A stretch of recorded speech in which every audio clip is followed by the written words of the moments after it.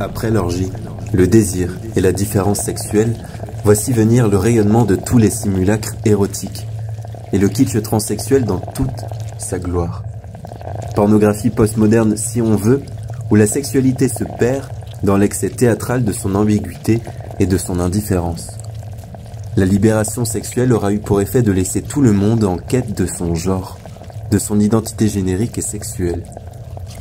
C'est ainsi que nous sommes devenus subtilement des transsexuels.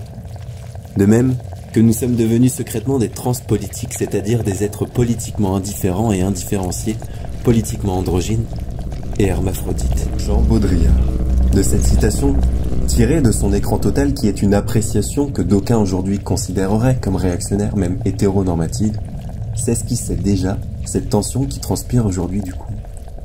Friction contemporaine entre ses potentialités politiques avec ses processus de désidentarisation et de désidentification auxquels le queer invite constamment, et le détournement de résistance dont il est vivement l'objet.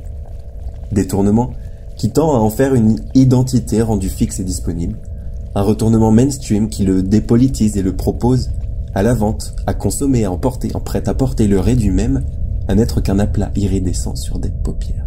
Le queer, tel qu'il est embrassé actuellement en Occident, semble décliner l'appropriation des espaces publics pour se retrouver dans ce que nous tenterons de définir comme étant des contre-espaces. Comment pense-t-on dans les dits et revendiqués espaces queer le corps parmi d'autres corps? Quels processus y sont partagés et quelle place y prend l'autoproduction imagée de soi? Puisque s'il y a bien une spécificité à ces espaces contemporains, c'est leur liaison avec la technologie et les médias. Effectivement, les formes contemporaines d'apparaître queer étant appareillées, elles se coproduisent avec les appareils médiatiques de poche. Il semble en résulter une autoproduction imagée de soi plurielle et fluide, pouvant constituer un moment privilégié d'identification pour celles et ceux qui ne se conforment pas aux normes hégémoniques de sexe, de genre et de sexualité.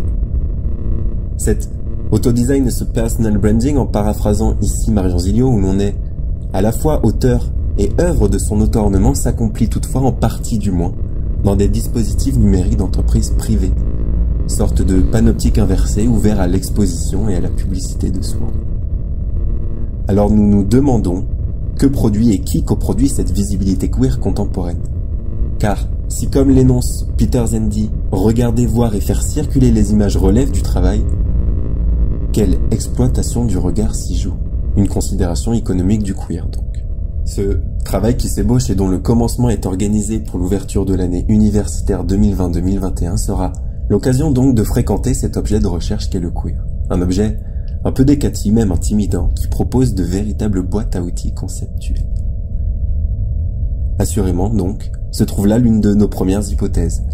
Le queer serait encore capable de proposer des récits et des corps qui anticipent, considèrent et sont engagés dans de nouvelles possibilités d'être, au sens d'une somme de petits arrangements, d'initiatives, de libertés qui font que nous appréhenderons le corps qui tend à la queerité non pas comme étant en résistance politique, mais comme braconnant culturellement, en négociant les formes majoritaires pour se les approprier, pour paraphraser ici Isabelle Alfonsi.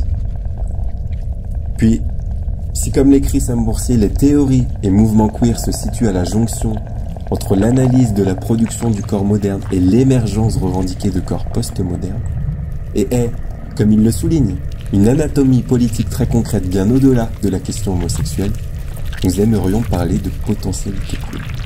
Potentialité qui pourrait s'appréhender en ces termes synonymiques de possible et de virtuel, comme une aptitude à exprimer cette divergence entre la normativité et l'interruption des normes acceptées, pour paraphraser cette fois Jean-Claude Monet.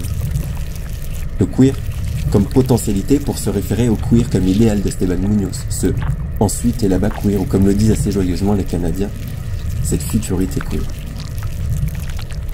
Nos souhaitées potentialités queer seraient alors des potentialités de bouleversement des rapports sociaux de domination, inhérentes à tout être institué et constitué par une hyper-réalité binaire que nommait Monique Wittig en qualifiant l'hétérosexualité de régime politique, la pensée straight.